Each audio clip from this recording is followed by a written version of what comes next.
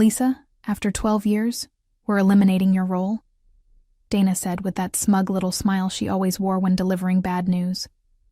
"Pack up your desk by Thursday." The HR representative sitting beside her nodded solemnly, as if this was some tragic, unavoidable circumstance, rather than a calculated decision to cut costs. I sat there in the sterile conference room at Hallwell & Knox Marketing Group, looking at these two women who thought they held all the cards. Dana Caldwell, my manager for the past 3 years, had never understood what I actually did. To her, I was just another expense line on a spreadsheet. The HR woman kept glancing at her watch, probably eager to get this unpleasant task over with. "I totally understand," I replied, keeping my voice calm and professional. The words came out easily because I had been practicing them for months. Dana blinked, clearly expecting tears or protests or some kind of dramatic reaction. "Well, that's good. We appreciate your professionalism about this." She shuffled her papers, looking almost disappointed that I wasn't falling apart. "My name is Lisa Granger. I'm 45 years old, and I had just been fired from the only job I had known for over a decade." But what Dana and her HR sidekick didn't realize was that I had been preparing for this exact moment since the rumors started circulating 6 months ago. While they thought they were blindsiding me, I had been 3 steps ahead, quietly building my exit strategy. The signs had been everywhere if you knew how to read them. Hushed conversations behind closed doors, sudden budget meetings, the way upper management started looking through us instead of at us. I had watched this company eliminate entire departments before, and I knew the patterns. The writing wasn't just on the wall, it was written in neon letters. But here's what they didn't know about me.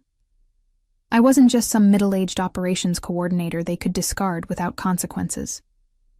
Over 12 years, I had become the invisible backbone of this place. Every vendor relationship, every process document, every client preference was stored either in my head or in systems that only I knew how to navigate properly. "Is there anything else you need from me?" I asked, standing up and smoothing down my skirt.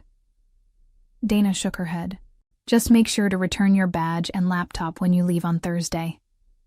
"Of course," I said, already planning how Tuesday morning was going to unfold. They had no idea what was coming, but I could barely contain my excitement. This wasn't an ending. It was the beginning of the most satisfying week of my professional life. Walking back to my desk after that meeting, I felt strangely liberated. 12 years of my life at Hallwell & Knox Marketing Group, and it was ending not with recognition or gratitude, but with a cold corporate dismissal. As I passed my colleagues' desks, I wondered how many of them knew what was happening. The office felt different now, like I was seeing it through new eyes. My desk was tucked away in the operations corner, surrounded by filing cabinets and the constant hum of the printer. It wasn't glamorous, but from this spot, I had managed the intricate web of relationships and processes that kept this company running. Vendor contracts, client databases, workflow systems, all of it had been my domain for over a decade. I opened my laptop and began what I like to call my transition preparation. For months, I had been quietly backing up essential documents to my personal drives. Not company property, but the processes and contact lists I had developed through my own relationships and experience. Every vendor I had cultivated, every client preference I had learned, every shortcut I had discovered. These were the fruits of my labor, not the company's assets. My phone buzzed with a text from my friend Jennifer, who worked in accounting. "Heard about the meeting. You okay?" "Better than okay," I texted back. "Trust me on this one." The truth was, I had been having conversations with competing firms for weeks. Not actively job hunting, mind you, but staying connected with industry contacts who had been trying to poach me for years, particularly Kevin Harrison at BrightPath Creative Solutions, who had been persistently suggesting that I consider making a move. "The offer stands whenever you're ready," he had said just last week over coffee. "We need someone with your expertise and client relationships." At the time, I had smiled politely and said I wasn't ready to leave. But now, sitting at my desk knowing that Thursday would be my last day, I felt ready to make that call. Dana walked by without making eye contact, probably relieved that the difficult conversation was over. She had no idea that she had just triggered a chain of events that would expose exactly how much the company depended on my institutional knowledge. The vendor relationships I had built, the client preferences I remembered, the workarounds I had created when systems failed, all of that would disappear with me. I pulled up my personal contact list and started making mental notes about which clients might be interested in following me to a new firm. After 12 years of excellent service, I had built relationships that extended far beyond company loyalty. That evening, I sat in my kitchen with a cup of tea and my laptop, finally allowing myself to process what had happened. The initial shock had worn off, replaced by a calm determination that surprised even me. For so long, I had been the reliable one, the person who fixed problems quietly and never asked for recognition. But being dismissed so casually had awakened something in me. A fierce desire to show them exactly what they were losing. I opened my email and found the message from Kevin Harrison that I had been saving for the right moment. Lisa, I know you've been happy at Hallwell & Knox, but our offer remains open. We're looking for someone to head up our client relations division, and honestly, you're the only person we want for the job. The salary is competitive, the benefits are excellent, and you'd have the autonomy to build the department the way you envision it. For the first time in months, I smiled genuinely. I crafted my response carefully. Kevin, I find myself in an unexpected position to consider new opportunities. Could we meet tomorrow to discuss the details? His reply came within minutes. Absolutely. How about lunch at Romano's at noon? While I waited for his response, I began documenting everything I knew Dana and her team would struggle with once I was gone. The quarterly client presentation was scheduled for Tuesday morning, just 5 days away. It was Hallwell & Knox's biggest pitch of the year, worth potentially millions in new business. The irony wasn't lost on me, that they had chosen to eliminate my position just days before they would need my expertise the most. I knew that when my access was terminated on Thursday, it would trigger a cascade of problems. The client database was tied to my login credentials. The vendor payment system required my authorization codes. The digital filing system that housed years of client preferences and project histories was organized according to my personal methodology, one that I had never fully documented because no one had ever asked. My phone rang, interrupting my thoughts. It was my sister Patricia calling from Denver. "How was work today?" she asked, the way she always did. "Interesting," I replied. "I got laid off after 12 years. "Oh, honey, I'm so sorry. Are you okay? Do you need anything?" "Actually, I'm better than okay. I think this might be the best thing that's happened to me in years." She paused, probably trying to figure out if I was in shock. "Are you sure you're handling this well?" "Patricia, trust me. By next week, they're going to realize that letting me go was the biggest mistake they could have made. And by then, I'll be starting fresh somewhere that actually values what I bring to the table." As I hung up the phone, I felt a surge of anticipation. Thursday couldn't come fast enough. Once my access was terminated and the chaos began, there would be no going back for any of us. Tuesday morning arrived with the kind of crisp autumn air that made everything feel possible. I had spent the weekend at my favorite coffee shop, Romano's, having the most productive business lunch of my career with Kevin Harrison. By Sunday evening, I had signed an offer letter as Director of Client Relations at BrightPath Creative Solutions, with a start date of the following Monday, and a salary increase that made 12 years of underpayment at Hallwell & Knox seem like ancient history. But the real satisfaction would come today. I arrived at Hallwell & Knox at my usual time, 7:30 in the morning, carrying my regular coffee and acting as if nothing had changed. Dana wouldn't be in until 9, and the quarterly presentation wasn't scheduled until 10. That gave me just enough time to watch the morning unfold exactly as I had predicted. At exactly 8 a.m., when the automated systems began their daily routine, the first security alert would trigger. My personal login credentials, which had been deactivated Thursday evening, were tied to more systems than anyone realized. The client database, vendor authorization portal, digital asset library, and project management system. All of them would lock down when they couldn't verify my access. I settled at my desk with my coffee and waited. At 8:05, Jennifer from accounting hurried over, looking frazzled. "Lisa, something's wrong with the vendor payment system. It's asking for authorization codes that I don't have." That's strange," I replied, taking a sip of my coffee. "Have you tried asking Dana?" "She's not in yet. Do you know what the codes might be?" I gave her my most sympathetic smile. "I'm afraid those were tied to my access credentials. Since I'm no longer with the company as of Thursday, the system probably automatically locked them out." Jennifer's face went pale. "But we have contractor payments due today. If we can't process them..." "I'm sure Dana will figure something out," I said calmly. At 8:15, Marcus from the creative team appeared at my desk, laptop in hand. "Lisa, I can't access any of the client asset files for the Henderson presentation. The system says I don't have permission." I nodded understandingly. "That folder was organized under my user account. You'll need someone with administrative access to reassign the permissions." "Who has administrative access?" "Well, I did. But since my credentials were deactivated..." I let the sentence hang in the air. Marcus looked confused and increasingly panicked. "But the presentation is in 2 hours." "You might want to talk to Dana about that," I suggested gently. By 8:30, my desk had become command central for a growing crisis. 3 more people had come by with various system issues, all tied to my deactivated access. The beauty of it was that I wasn't being difficult or withholding information. I was simply no longer authorized to help, and no one else had been trained on these systems. At 8:45, Dana finally rushed in, looking harried and clutching her phone.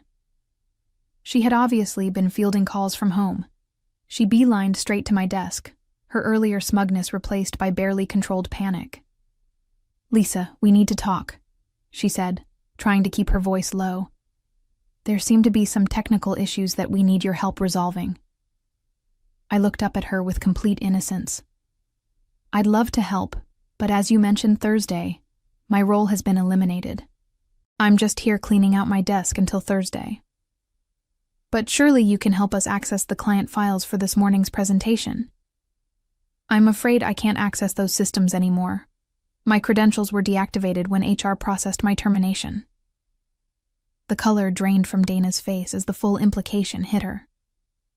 Dana stood at my desk, her composure cracking as she realized the magnitude of the situation. Around us, the office was buzzing with mounting panic as people discovered one system after another that they couldn't access.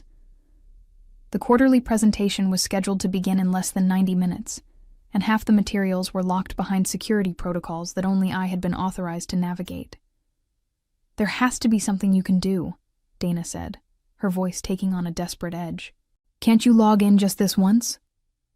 "My access was terminated as part of standard security protocol," I explained patiently.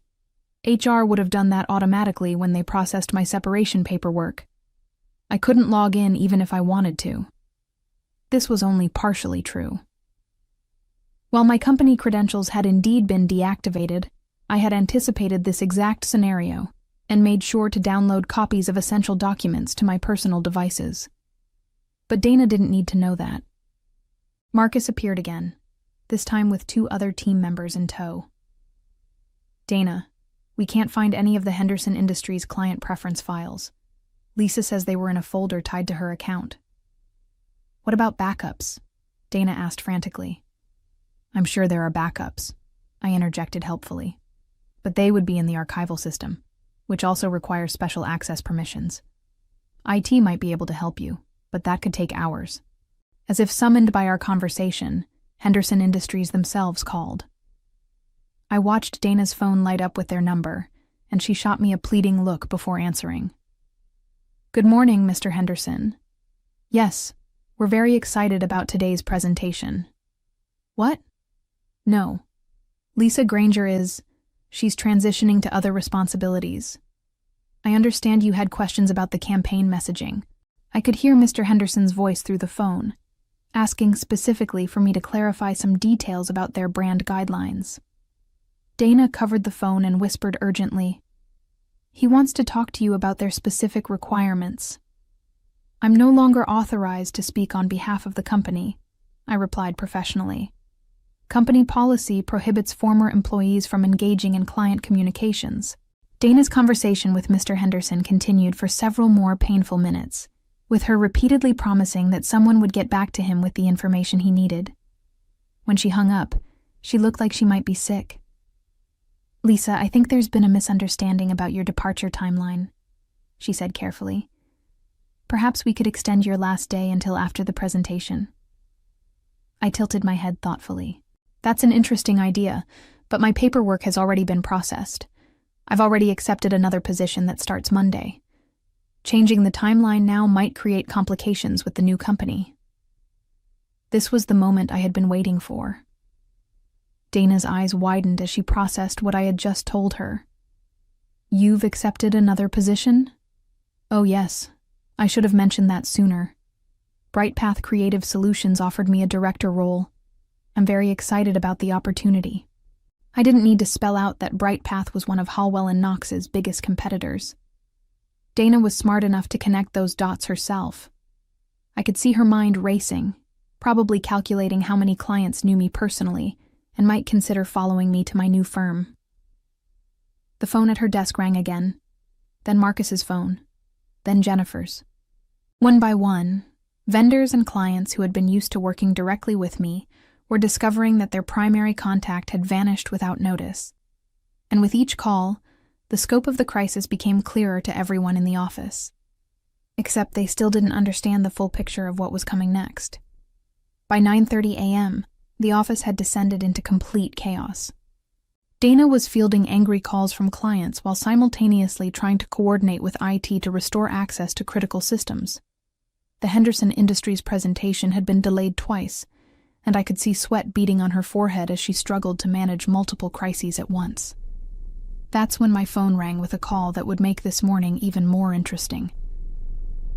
"Lisa, this is Patricia Chen from Henderson Industries," the voice said. I recognized her immediately.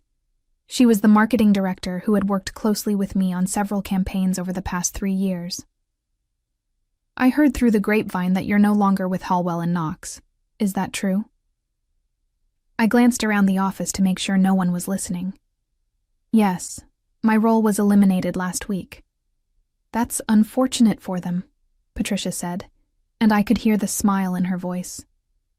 "I don't suppose you'd be interested in hearing about some new opportunities. We've been considering bringing some of our marketing work in-house, and we need someone who understands our brand voice." This was an unexpected development, but a welcome one. I'd certainly be open to discussing it. "Perfect. Are you available for lunch today? I know it's short notice, but we're moving quickly on this." "I think I can make that work," I said, watching Dana frantically searching through filing cabinets. After I hung up, I noticed that Jennifer from accounting was hovering nearby, looking nervous. "Lisa, I hate to bother you with this, but we've got a serious problem with the Miller & Associates contract. They're saying their payment is 3 weeks overdue, but I can't find any record of the invoice in our system." I nodded sympathetically. The Miller invoices were always processed through a special workflow because of their unique billing requirements. It's documented in the vendor management folder, but that's locked with everything else. "Is there any way you could walk me through it? Just this once?" "I wish I could help, but I'm not authorized to access company systems anymore. Plus, there might be liability issues if I'm providing guidance on financial processes after my termination." This was true, but it was also convenient. I had no intention of solving their problems for them, not after the way they had dismissed me. At exactly 10 a.m., when the Henderson presentation was supposed to begin, Dana made an announcement to the office. "Due to some technical difficulties, we're postponing this morning's client meeting until later today." I checked my email and found 3 new messages. The first was from Kevin Harrison at BrightPath. confirming details about my Monday start date, and asking if I needed anything for the transition. The second was from Patricia Chen, suggesting we meet at Fontaine Bistro for lunch. The third was from Tony Rodriguez at Miller & Associates, asking why their regular contact person seemed to have disappeared. I responded to all 3 emails quickly, then stood up and gathered my purse. "Dana," I called out pleasantly. "I'm taking an early lunch today. I should be back around 2. She looked up from her computer screen, her eyes wild with stress. "Actually, could you stay through lunch? We really need to sort out these system issues." "I'm afraid I have a prior commitment," I said, "but I'm sure you'll figure everything out." As I walked toward the elevator, I could hear phones ringing throughout the office and Dana's increasingly strained voice trying to manage the crisis. The elevator doors closed just as I saw her pick up another call, probably from yet another confused client or vendor. The real fun was just getting started. Lunch at Fontaine Bistro was the most productive meal I had eaten in years. Patricia Chen from Henderson Industries had come prepared with a formal consulting proposal that would pay me more per month than I had been making at Hallwell & Knox for an entire quarter. But the real satisfaction came when she explained why they were moving so quickly. "Honestly, Lisa, you were the only reason we stayed with Hallwell & Knox as long as we did," she said, cutting into her salmon. "You understood our brand better than their entire creative team. When we heard you were available, it was a no-brainer." "I appreciate that," I replied, trying to contain my excitement. "When would you want to start?" "How about next week? We can work around your other commitments." I signed the consulting agreement right there at the table, knowing that Dana was probably still scrambling to reschedule the presentation that should have showcased Henderson Industries as a satisfied client. The irony was delicious. When I returned to the office at 2 p.m., the atmosphere had deteriorated even further. Dana was on the phone with what sounded like damage control, while Marcus and 2 other team members were hunched over a computer, trying to recreate client files from scratch. "Lisa," Dana called out the moment she saw me. "We need to discuss extending your transition period. There are complications we didn't anticipate." "What kind of complications?" I asked innocently. "Several clients have called asking for you specifically, and we're having trouble accessing some of the project documentation." I nodded understandingly. "That does sound challenging. Unfortunately, as I mentioned, I start my new position Monday. Brightpath Creative Solutions is expecting me to begin client outreach immediately." The words hit their target perfectly. Dana's face went white as she realized that not only was I leaving, but I was taking my relationships directly to their competition. The final hours of Tuesday unfolded exactly as I had orchestrated. By 3 p.m., word had spread through the office that several major clients were requesting information about my new position. The Henderson Industries meeting had been rescheduled for Wednesday, but Patricia Chen had already informed them that Henderson would be transitioning to working directly with me as an independent consultant. Miller & Associates called again, this time speaking directly to Dana about their confusion over invoice processing and their preference for maintaining their working relationship with me. Tony Rodriguez was polite but clear. If I was no longer handling their account, they would need to reevaluate their partnership with Hallwell & Knox. At 4 p.m., Dana appeared at my desk one final time, looking defeated. "Lisa, I think we may have made a mistake with the timing of your departure," she said carefully. "Is there any possibility of reconsidering the new position? We'd be willing to discuss a significant increase in compensation." I looked up from my computer, where I had been responding to emails from 3 other former clients who had heard about my availability. "That's very generous, but I've already committed to Brightpath. And honestly, after 12 years here, I'm excited about the fresh start." "What about a consulting arrangement, just to help with the transition?" "My non-compete agreement with Brightpath wouldn't allow that," I lied smoothly. There was no non-compete, but Dana didn't need to know that. As I packed up the last of my personal items, I reflected on how perfectly everything had fallen into place. Tomorrow, I would officially clean out my desk and say goodbye to Hallwell & Knox forever. Monday, I would start fresh at a company that valued my expertise. And in between, I would begin consulting work that would pay me more in 6 months than I had made here in 2 years. Sometimes the best revenge was simply letting people discover their own mistakes. As I walked out of Hallwell and Knox for the last time, I realized that their short-sighted decision to eliminate my role had given me something far more valuable than job security. It had given me the courage to finally claim my worth in an industry that had undervalued me for too long. The journey from loyal employee to empowered entrepreneur had taught me that sometimes the most devastating revenge is simply succeeding beyond their wildest imagination.